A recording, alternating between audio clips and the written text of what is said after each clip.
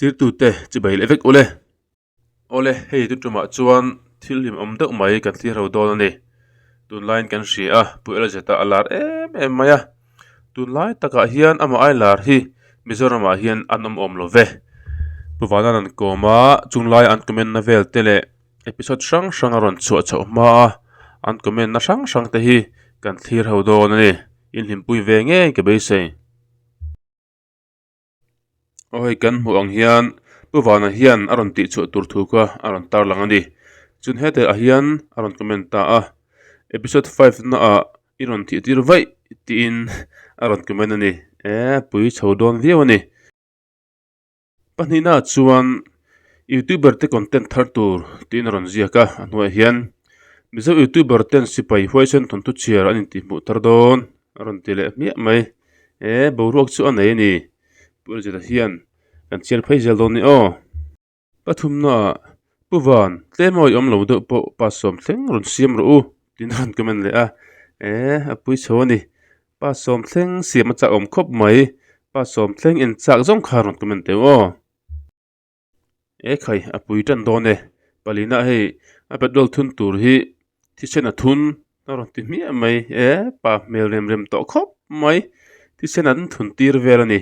petrol aia khan thisen an thun tir vel ani pui chho tan viau ani pangana albat group po AK47 ngat ek lai mi pahnih kap hlum thei a pui hle mai albat group po AK47 a rawn tih sak miah mai an fiam thu tak nain an ngai sanga a huaisen mai a rawn ti ni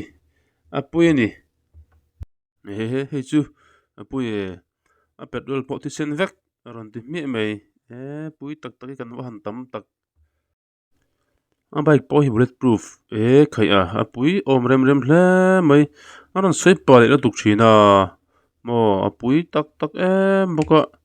a che dan vel a han mel dan vel hi a pui ve bawk em a petrol pawh thisen khai a pui chho veu ani chumai baka a bike pawh bulletproof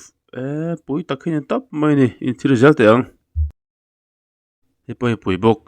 lomzol ka hriat Sipai tang ve chu poisa a chung te thon te chu khoi lama nu poisa min lo thon silai mu kan in tum te ati mai mai ania an vain ang lo te lul em khai kha chu in ang lo ve takan ni pulom zul nen chuan leile van ang vel ani in ang lo le tuk a pui khop mai khai pui deuh deuh tam hle mai hei pawh hi ran pui le peke eng episode a ber nge ka chiang talo a thian pa thi mai tur po in a in sa senga an be se lo tak main tuipui lian tak mai alo champut maya a thian pai nun na a chan ai chuan ti in thai chon nu a in ti changa a hleu kai pui patelom zual hi kan chung te anin awang wangin ka chungin faklo hi har ka ti ve ni ron ti le ata hian pui khop mai thai chon nu a ron ti changa a ron ti mi mai khai kan pui hlom tlang ani tu na chu kan ram hi kan pa hlomin kan huai hlom khop mai pulom zuala chanchina arungat po hian pui tak hin top mai ni kan thlir zelang a pui le IC station dot thin a ron ti ta miah mai khai tu na chumin chian he ni mi chitin mai hian kan buai puya amak zong te a tha zong ten kan comment huai huaya in hriat thim zelak an ti ning chu puwan tlem oi om lo deuh pawh pa sawm thleng ron siam ro u khai pa sawm thleng a ron duh tlat mai ron siam zel sel thang taro angai nam mai tin nama hi mi zezoi tak ani a thil soi oi om hrim hrim a ngai thlak nom chi ni a du tan taka modop pawh soi ni sela angai nom dawn tiang chi kha ni